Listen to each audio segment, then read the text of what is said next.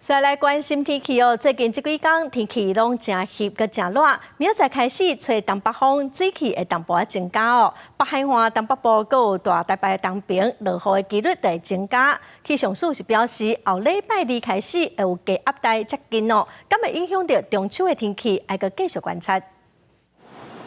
这几日的高温有33至34度，气象署提醒讲，受到东北风的影响，按拜五开始早起的低温会降到24度左右。那早暗温差会较大，大台北东边、北海岸和东北部落雨的几率也会较悬。也那其他的所在和山区是过道较高的雷公雨。气象署表示，后礼拜二开始，因为低压带瓦近，北部和东北部水汽会较高。可以看到下个礼拜二之后，可以看到因为低压带比较接近，那带来的水汽比较多啊，尤其是北台湾的部分，北部、东北部地区的水汽会稍微的增加。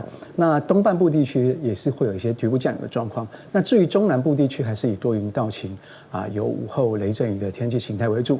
后礼拜就是中秋，气象署指出，目前菲律宾东边海面有一寡热带风系长在发展，也毋过目前也无法度判断讲敢会变作风台。那另外要注意的就是在菲律宾东方海面这一带，有一些热带云出在发展。